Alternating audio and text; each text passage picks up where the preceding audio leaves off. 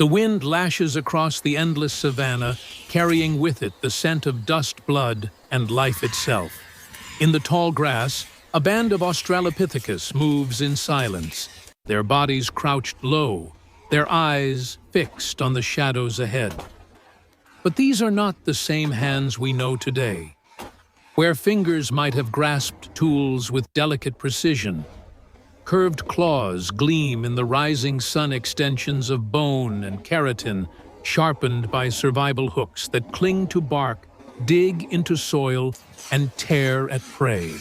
And the question burns: if humans had evolved with claws instead of fingers, how would their story of survival be written upon the earth? 5.6 million years ago, would claws have been a gift of strength or a curse of limitation? The tale begins with hunger. The band stalks a small antelope grazing by the riverbank. Normally, stone tools might have been their only hope of bringing down such a creature, but now sharpened claws slash through the grass as hunters fan out, moving with the rhythm of predators. One leaps forward, driving claws into the animal's flank. Another clings to its back, their combined weight pulling it down. The antelope kicks and thrashes, but the claws tear through hide in ways blunt fingers never could. Within moments, the beast collapses, its cries swallowed by the earth. Victory, however, is fleeting. The smell of fresh blood does not belong only to them. It calls to every predator that roams the plains. From the shadows of the acacia trees, hyenas stir. Their laughter is not sound, but vibration, carried on the wind like a threat. The Australopithecus band reacts with urgency.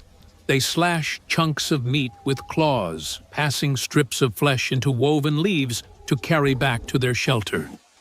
The elders gesture sharply, herding the young toward the safety of higher ground. Their claws, though sharp, are no match for the crushing jaws of scavengers arriving in packs. One male lingers his back, arched claws raised in defiance as a hyena lunges too close. A swipe leaves a mark across its muzzle, but it only enrages the beast. With a booming cry, the clan scatters uphill, clutching food and children as the scavengers descend upon the carcass. Yet even survival comes at a cost. Higher in the cliffs, the clan finds temporary refuge, but blood seeps from a deep wound across one female's leg. Without the fine dexterity of fingers, binding the wound with grasses and leaves is clumsy, each motion a struggle.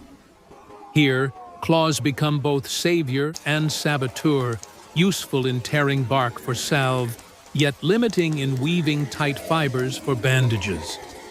A healer scrapes sap from a nearby plant, smearing it into the wound, while others hold her steady. Their gestures are tender, but their faces etched with the knowledge that infection is an enemy more relentless than tooth or claw. The storm arrives at dusk. Thunder rolls like the footsteps of giants, and lightning rips the horizon into jagged shards of light. Rain hammers the cliffs, turning soil to slippery rivers. The clan huddles beneath an overhang, using claws to carve channels in the earth, guiding torrents of water away from their fragile shelter. They cling to one another, children pressed to mothers, warriors, shielding the group with their bodies. It is a dance of instinct and adaptation, survival written in mud, water, and storm. But even here, new danger stirs. Across the river, torches flicker in the night. Another band rival Australopithecus, drawn by the smell of cooked meat and fire. Their claws gleam in the storm's flashes, a reminder that the greatest threat is not always the predator of fang or storm, but one's own kind. The rival band emerges from the storm like shadows given flesh, their silhouettes distorted by the flickering glow of smoldering branches carried from distant fires.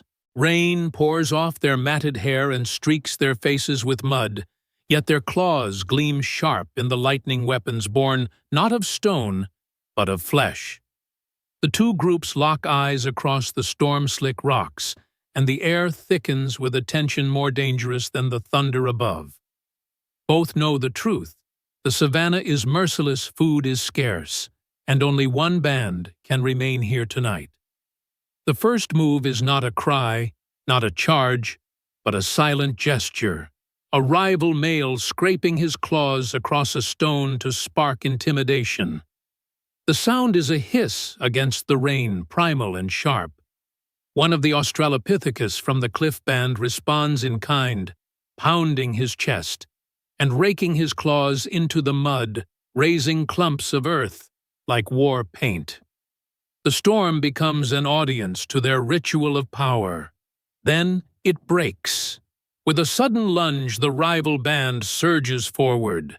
Claws clash against claws, raking across shoulders, tearing at arms. The combat is not elegant, not strategic.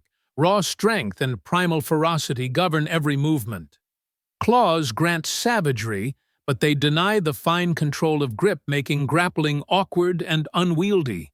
Warriors stagger, slipping in mud, carving deep furrows into each other's flesh, as rain washes blood into rivulets. Children scream and are pulled back into the shadows by the elders, while the wounded female, still limping, uses her claws to dig a trench in desperation, a barrier of mud and stone to shield the young. In the chaos, one male of the cliff band seizes an advantage. His claws hook into a rival's shoulder, dragging him to the ground, where the tribe converges, slashing as a single unit. The rival clan recoils, shaken by the ferocity of a group attack, rather than scattered individual strikes.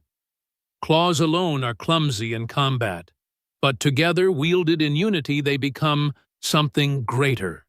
A living storm of hooked strikes and coordinated aggression. The storm itself becomes weapon and shield. Lightning blinds the rivals' thunder, drowns their roars. Sheets of rain turn stone to treachery, sending warriors crashing into each other. One slip decides fates. A rival leader loses his footing, tumbling into the river's surge. His cry is swallowed by the flood, and with it, the rival band's fury begins to crumble.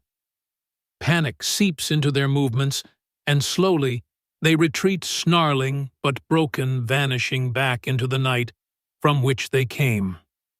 Silence follows, broken only by the relentless rain. The cliff band gathers their bodies marked by wounds and exhaustion, but their unity unshaken. They collapse into one another, claws stained with both victory and loss, and in the storm's fading fury, they kindle embers from smoldering branches salvaged before the fight.